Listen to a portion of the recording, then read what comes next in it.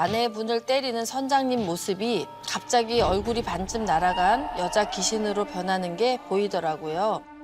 교복을 입은 여자 귀신이 미친 듯이 아내분을 발로 밟고 있었어요.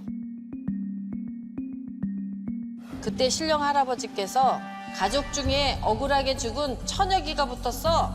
질투가 심해서 잘 사는 꼴을 못 보는 게야.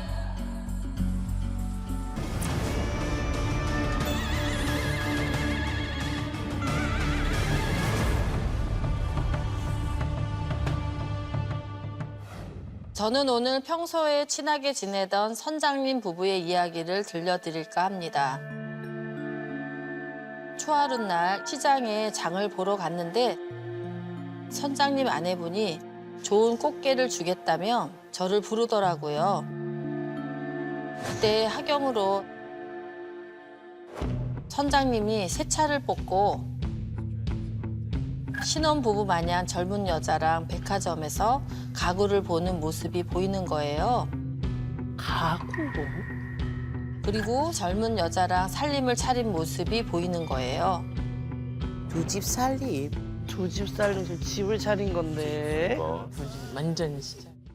인고 부부로 소문날 정도로 사이가 좋은 분들이었는데 왜 이런 모습이 보이지 하는 생각이 들더라고요. 하루도 빠짐없이 일을 나가시는 선장님과 착실하게 뒷바라지하는 아내분이라는 걸 알고 있었기 때문에 제가 잘못 본 건가 싶었죠.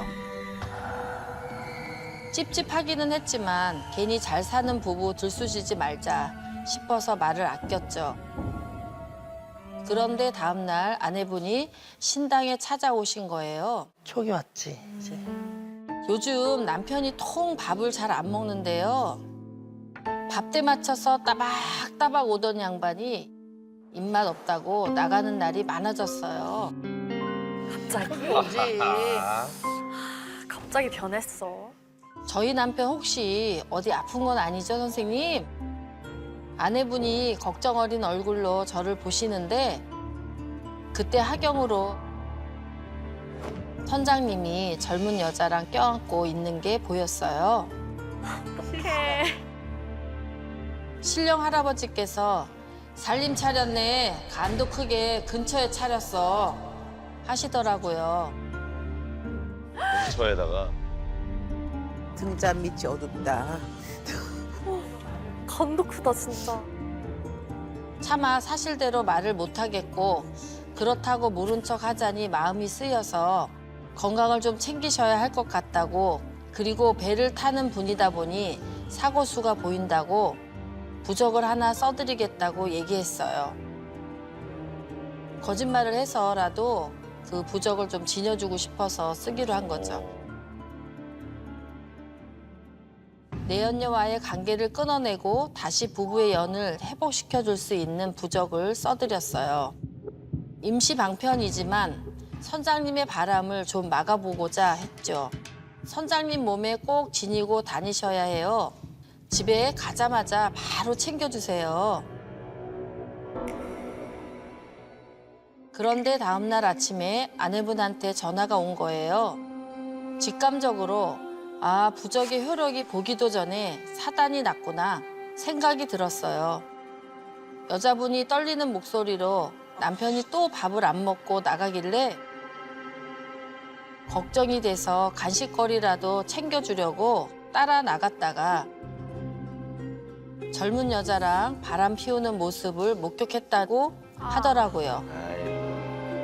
아, 아이고. 배신감에 찾아가서 따졌더니 갑자기 자기를 미친 듯이 때렸다는 거예요. 어머. 왜 때려 자기가 잘못해놓고. 한 번도 본 적 없는 얼굴로 말리는 내연녀도 때리고 어? 뭐야? 아내도 때리고 내연녀도 때리고? 자기 머리채를 잡고 3층부터 1층까지 끌고 내려와서 미친 듯이 팼다고 하더라고요. 남편이 아닌 것 같았어요. 일단 응급실로 왔는데 너무 무서워요. 이야기를 듣는데 하경으로 아내분을 때리는 선장님 모습이 갑자기 얼굴이 반쯤 날아간 여자 귀신으로 변하는 게 보이더라고요. 아, 뭐가 씌었구나. 뭐지? 악기가 교복을 입은 여자 귀신이 미친 듯이 아내분을 발로 밟고 있었어요. 그때 신령 할아버지께서 가족 중에 억울하게 죽은 처녀기가 붙었어. 질투가 심해서 잘 사는 꼴을 못 보는 게야. 아, 그래. 가족에 억울하게 죽으신 분이 있었나 봐. 그래서 일단 아내분은 진정시킨 뒤에 사실대로 이야기를 해줬어요. 사실 며칠 전부터 선장님이 다른 여자를 만나는 것 같은 느낌을 받았어요. 그런데 이게 선장님 의지는 아닌 것 같아요. 선장님 가족 중에 젊은 나이에 억울하게 죽은 사람이 있는 것 같다고, 아무래도 처녀기가 붙어서 선장님을 괴롭히는 것 같다고 하루빨리 떼어내야 한다고 했죠. 씌어서. 씌어서 홀려가지고. 아내분은 우선 가족들에게 물어보겠다고 하시더라고요. 다음날 아내분이 신당을 찾아오셨어요. 시어머니한테 자초지종을 설명하면서 가족 중에 일찍 죽은 사람이 있냐고 남편한테 붙어 있는 것 같다고 했더니 사실은 딸이 18살에 죽었다고 하더라고요. 학교 가기 싫다는 딸을 억지로 보냈는데 집에 오는 길에 그만 트럭에 치여서 죽었다는 거예요. 젊은 나이에 갔으니 죽어서나마 원 없이 훨훨 자유롭게 날아다녔으면 좋겠다는 생각에 유골함에 모시는 대신 물에 띄워 보냈다고 해요. 그때 신령 할아버지께서 한이 많아 떠나지 못하지. 지 오빠가 셈이 나서 괴롭힌 거야. 지 오빠 잘 살고 있으니까. 일찍 죽은 것도 서러운데 하나뿐인 오빠 부부가 행복하게 잘 사는 모습을 보니 질투가 났던 거예요. 질투해. 시누이분을 제대로 보내드려야 할 것 같아요. 이대로 두면 선장님이 위험해질 수 있습니다. 아내분은 알겠다고 시어머니를 모셔오겠다고 했어요. 그렇게 날을 잡고 예쁜 한복 한 벌을 해서 아내분과 시어머니와 함께 시누이분을 뿌렸던 물가루가 넋을 건졌어요. 그런데 그때 거기 뿌려졌던 온갖 작기들이 하늘로 같이 올라가는 모습이 보이더라고요. 한을 풀고 좋은 곳으로 가라고 기도도 올려드렸습니다.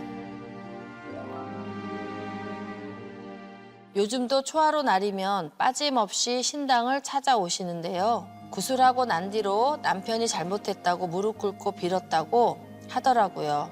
자기가 정신이 나간 것 같다고 내연녀는 꼴도 보기 싫어서 정리했다고 한 번만 봐달라고 싹싹 빌면서 지금은 다시 잘 지내고 계신다고 합니다. 다행이네. 예. 다행이다.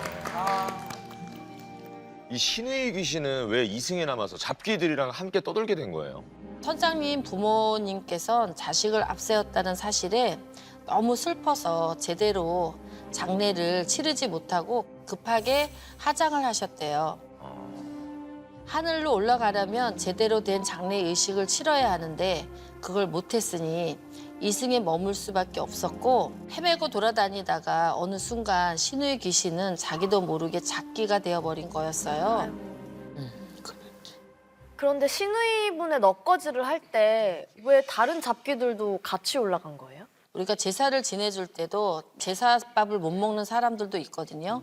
옛날에 보시면 문 밖으로 이렇게 조금 차려가지고 이것저것 놓으면서 그때 같이 가셨던 분들은 문 밖에라도 드시라고 우리가 이제 대우를 해드리는 거거든요. 그래서 넋풀이를 잘 되면 근처에 있던 여러 떠도는 넋들이 같이 올라가는 경우가 많아요.